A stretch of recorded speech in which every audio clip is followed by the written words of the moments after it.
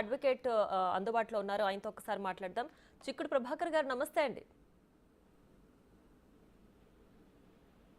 ప్రభాకర్ గారు నమస్తే అండి. నమస్కారం నమస్కారం చెప్పండి.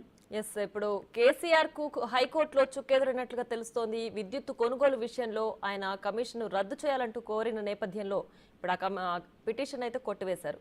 సో ఇప్పుడు తదుపరి కేసీఆర్ ఏం చేయబోతున్నారు, ఏం చేసే అవకాశం ఉండొచ్చు?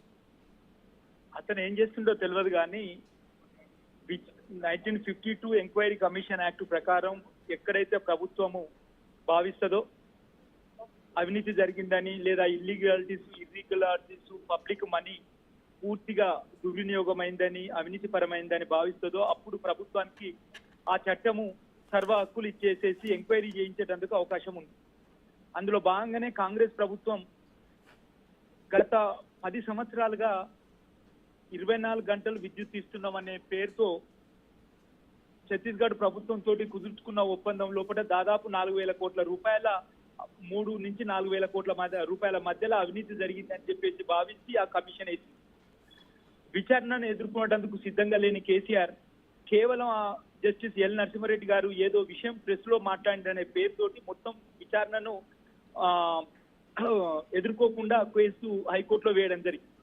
గౌరవ ప్రధాన న్యాయమూర్తి గారి ఆధ్వర్యంలో డివిజన్ బెంచ్ సుదీర్ఘ వాదనలు విన్న తర్వాత ఈ రోజు ఆ తీర్పును ప్రకటించింది. అదే విధంగా కొట్టేసిందని కూడా తెలుస్తాం. వాస్తవంగా ఒకవేళ అతను నిజాయితీ పరుడైతే, అతను అవినీతి పరుడు కాకుంటే, ప్రభుత్వ ధనం దుర్వినియోగం కాకుంటే విచారణ ఎదుర్కోవాల్సిందే.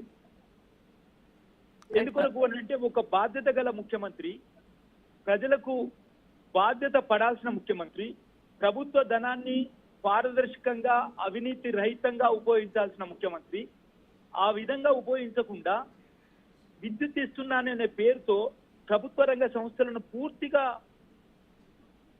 అప్పుల్లోకి నెట్టబడిన విషయాన్ని మనం గమనిస్తా ఉన్నాం.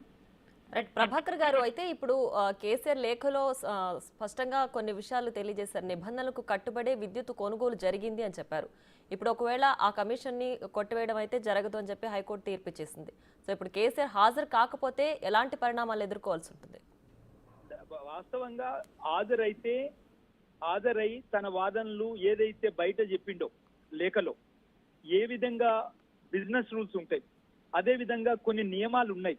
స్వతంత్ర భారతదేశం లోపల గత 70 సంవత్సరాల నుంచి ఆయా రాష్ట్ర ముఖ్యమంత్రులు ప్రభుత్వ ధనాన్ని ఉపయోగించే దగ్గర కొన్ని నియమాలు ఉంటాయి.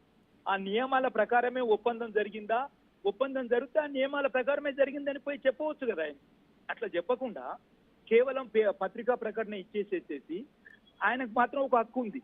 ఆ విషయం మీద న్యాయస్థానాన్ని ఆశ్రయించే హక్కు ఉంది. అందులో భాగంగా పోయిండు. న్యాయస్థానం సుదీర్ఘ వాదనలు విన్న తర్వాత ఈ విషయం లోపల సమగ్రమైన తీర్పు ఇచ్చింది.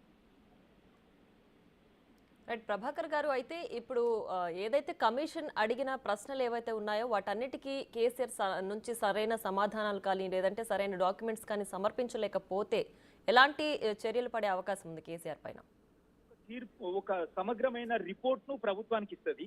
ఆ విషయం మీద అవినీతి జరిగిందా, అవినీతి జరిగితే ఎంత మేరకు జరిగింది, లేదా కమిషన్ విచారించాల్సిన వ్యక్తుల లోపల అందరూ వచ్చేసి తమ వాదనలను సమగ్రంగా కమిషన్ ముందు చెప్పిండ్రా, దానికి సంబంధించి డాక్యుమెంటరీ ఎవిడెన్స్ చూపెట్టేది ఉంటే చూపెట్టకుంటే అనే విషయం మీద సమగ్రంగా విచారణ చేసి కమిషన్ ఒక రిపోర్టు గవర్నమెంట్ కి ఇస్తుంది.